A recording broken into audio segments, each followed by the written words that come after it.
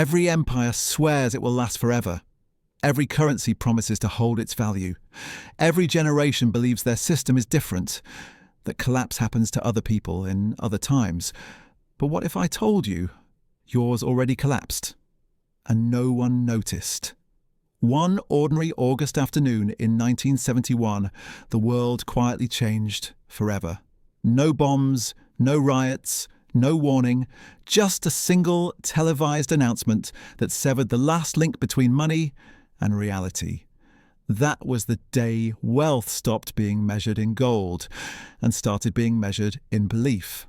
Since then, everything you own, every dollar, every investment, every promise has been built on something invisible. Faith. And most people alive today have never known anything else. For over 2,000 years, gold had been the backbone of civilization. Empires rose and fell, but gold endured. It was the one thing kings could not counterfeit, governments could not print, and politicians could not promise away. When you held gold, you held something that had value independent of any decree or declaration. It was money that existed outside the reach of human manipulation. Until it wasn't. The story begins long before 1971, in the ashes of 2 world wars that had bankrupted nations and shattered the old order. In 1944, as the Second World War raged across the globe, representatives from 44 countries gathered in the mountains of New Hampshire at a resort called Bretton Woods. The meeting was supposed to create a new international monetary system, one that would bring apart by conflict and world-torn stability to add economic chaos. What emerged from those meetings was a compromise that seemed brilliant at the time, but contained the seeds of its own destruction. The Bretton Woods Agreement established the United States dollar as the world's reserve currency, backed by gold at a fixed rate of $35 per ounce. Other currencies would be pegged to the dollar, and the dollar would be convertible to gold on demand by foreign governments. It was a system that gave America enormous power, while theoretically maintaining the discipline that gold had always imposed on monetary policy. For a while, it worked. The post-war boom saw unprecedented economic growth across the developed world. The dollar became the currency of international trade, and American economic dominance seemed unshakable. But beneath the surface, cracks were already forming. The system depended on one crucial assumption: that the United States would never abuse its privileged position as the issuer of the world's reserve currency. That assumption was wrong. By the 1960s, America was fighting an expensive war in Vietnam while simultaneously launching ambitious domestic spending programs under President Lyndon Johnson's Great Society. The government was spending far more than it was collecting in taxes, and the deficit was ballooning. But instead of raising taxes or cutting spending, Washington chose a different path. They began printing dollars to cover the shortfall, confident that foreign governments would continue to accept those dollars as good as gold. The problem was mathematical and unavoidable. If you promise that every $5.30 can be exchanged for an ounce of gold, but you keep printing more dollars than you have gold to back them, eventually someone will call your bluff.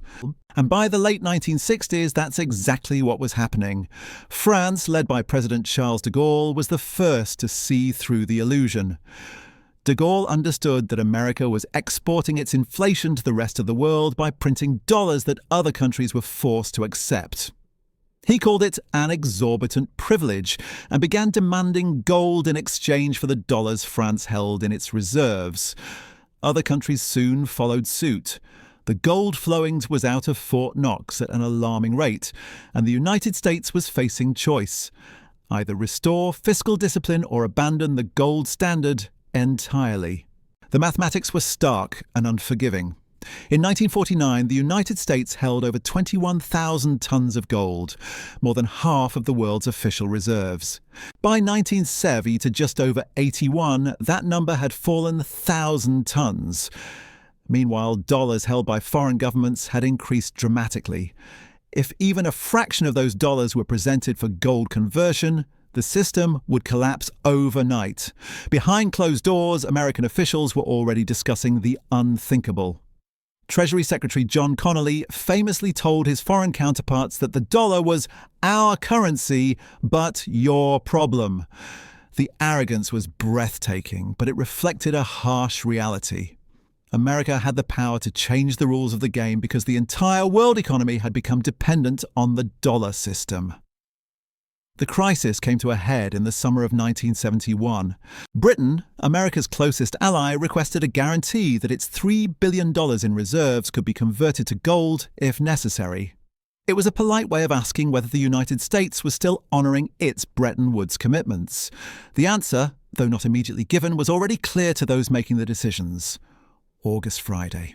On 13th, 1971, President Richard Nixon gathered his top economic advisers at Camp David for a secret weekend meeting. The participants included Treasury Secretary Connolly, Federal Reserve Chairman Arthur Burns, and Budget Director George Shultz. The discussions were intense and the implications enormous. They were not just talking about changing monetary policy. They were talking about breaking a promise that had anchored the global economy for nearly 3 decades.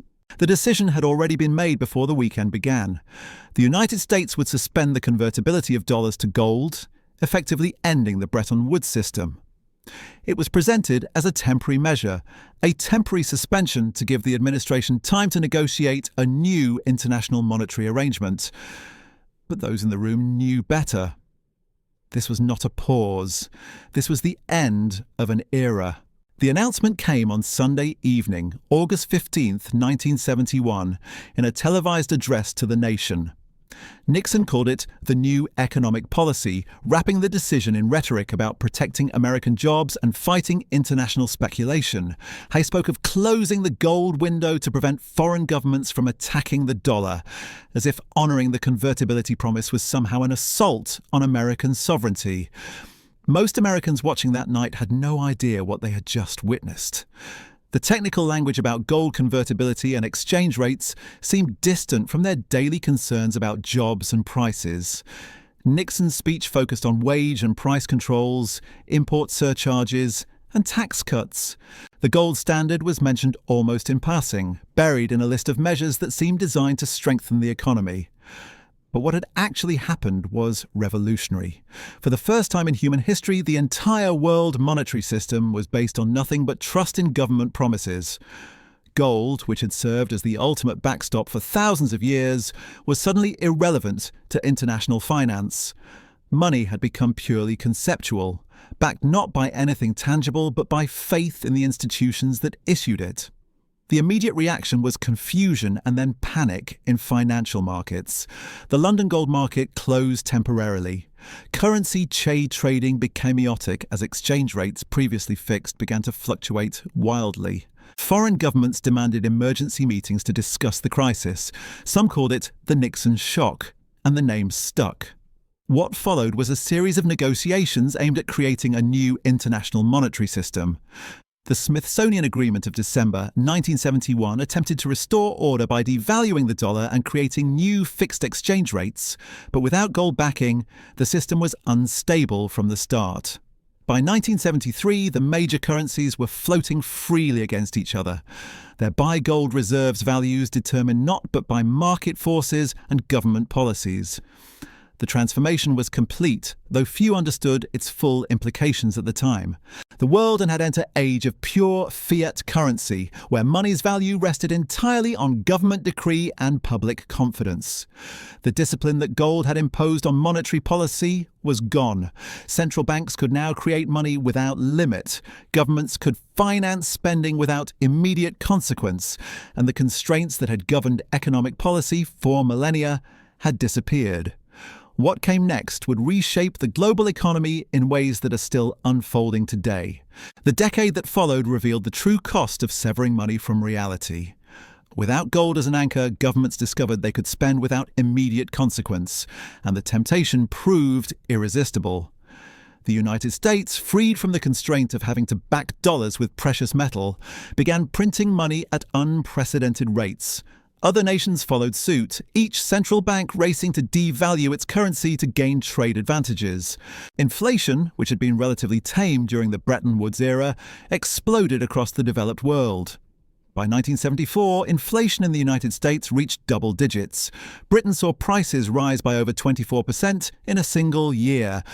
The oil shocks of the 70s were blamed, but the real culprit was the monetary system itself. When money has no anchor to reality, its value becomes whatever governments decide it should be, and governments always decide they need more. The social contract between citizens and their governments fundamentally changed after 1971, though most people never realised it. Previously, when money was tied to gold, there were natural limits to how much governments could spend. They could tax, they could borrow, or they could reduce the gold content of coins. But each option carried visible costs and political consequences. After the gold window closed, a new option appeared. They could simply create money electronically and spend it into existence. This power was presented as a tool for economic management, a way for wise central bankers to smooth out business cycles and respond to crises. The reality was far different. It became a mechanism for transferring wealth from savers to borrowers, from the prudent to the reckless, from ordinary citizens to governments and their favoured constituencies. Every dollar created reduced the value of every dollar already in existence, but the effects were subtle and delayed, making it difficult for the public to connect cause and effect. The stock market began its transformation from a mechanism for allocating capital to productive enterprises into something resembling a casino. With central banks able to create money at will, asset prices became divorced from underlying economic reality. Companies that had never turned a profit could command enormous valuations. Real estate prices began their relentless climb upward, not because homes became more valuable, but because the money used to buy them became less valuable. Debt, which had once been a serious constraint on both governments and individuals, became the foundation of economic growth.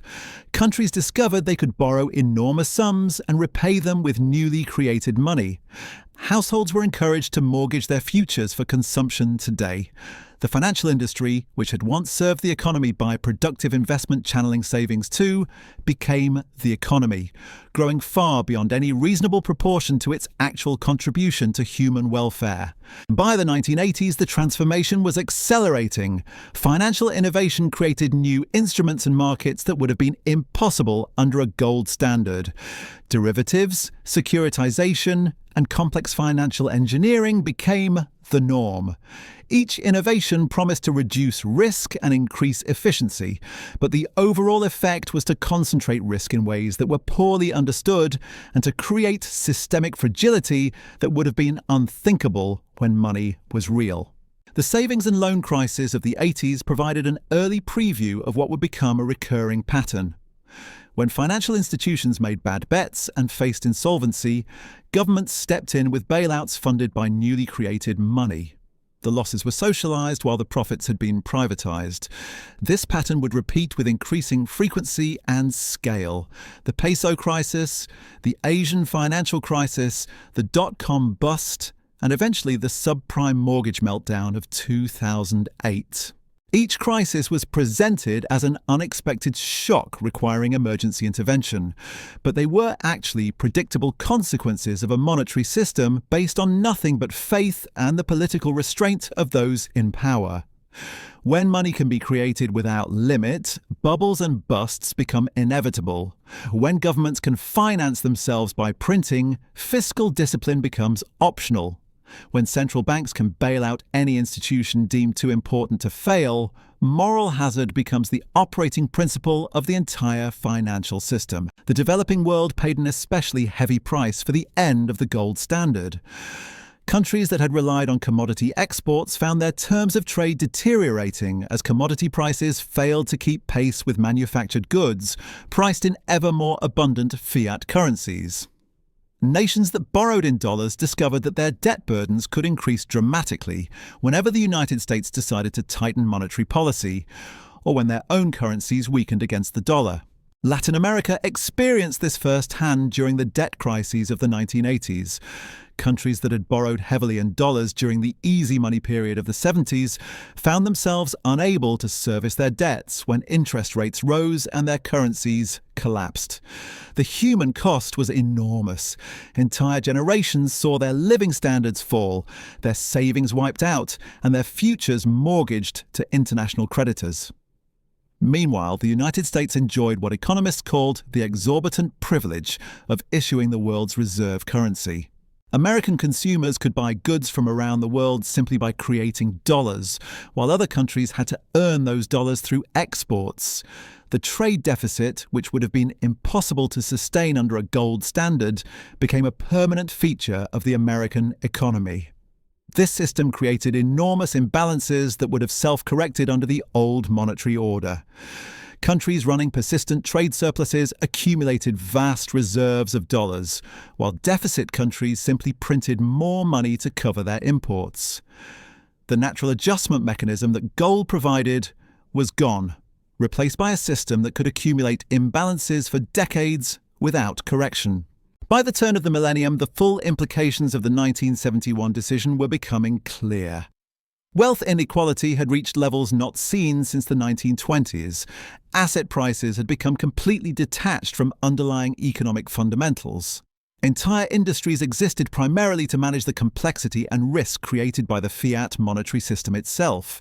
And yet, most people had no memory of any alternative. They had grown up in a world where money was whatever government said it was, where central banks were seen as wise guardians of economic stability, and where the idea that money should be backed by something real seemed quaint and outdated. The stage was set for the greatest financial crisis since the Great Depression, one that would reveal just how unstable a monetary system based purely on trust could become when that trust began to crack. So here we are, over 50 years later, living in the world that Nixon's decision created. A world where money is nothing more than digital entries on computer screens, where wealth flows upward through mechanisms most people never see, and where the very concept of sound money has been forgotten. The day gold lost its throne wasn't just a policy change. It was the moment humanity stepped into an economic experiment with no precedent in history. And if you understand what really happened on August 15th, 1971, you understand why everything feels broken today. The lie became the foundation, and we're all still paying the price.